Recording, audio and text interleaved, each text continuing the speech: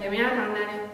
On 28. õppenädal ja tänane infokiri tuleb siit Tartu Ülikooli kunstimuuseumist. Järgmisel nädalal on algamas üliõpilasesinduse valimised. Selleks tuleb sul minna õppeinfosüsteemi ja teha oma valik. Kandidaatidega saad sa tutvuda esinduse kodulehel. Dream Foundation Eesti ootab kõiki huvilisi 7. märtsil ehk täna kell 16.30 Ökonoomikumi, kus toimub multifunktsionaalne töötuba populaarsemates sihtriikides, kuhu Eesti noored kõrgharidust omandama suunduvad. Mis on toote elutsükkel? Kuidas muuta tehnoloogiad efektiivsemaks, nii et toimuks vähem raiskamist? Homme on teil võimalus teada saada. Maaülikoolis peahoones toimub seminar tehnoloogia seos arenguga. Täpsem info on kodulehel. Tartu Tähetornis toimub 10.–11. märtsil kella 6 kella 8 õhtul vaatlusõhtud.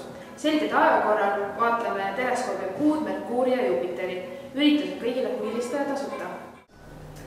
Etendus Variaatomi fantaasiad 13. märts Vanemuise teatris kell 6 õhtul. Sünkroondõlge eesti keelde ja soodustused loomulikult õpilastele, üliõpilastele ja nii edasi. Tartu Ülikooli meistrivõistlused sõude ergomeetritel 12. märtsil algusega kell 12.00 Tartus Tartu Ülikooli spordihoones.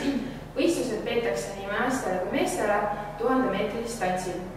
Võistlused organiseerib Eesti Akadeemiline Spordiliit koostöös Tartu Ülikooli Akadeemilise spordiklubiga. Registreerimine kirjalikult või telefonitsi hiljemalt 10. märtsiks. Palun jaga oma arvamust. Tudengil on sul kindlasti õppenet hinnates tekkinud küsimus, milleks taoline tagasiside vajalik on ning kellele see info läheb.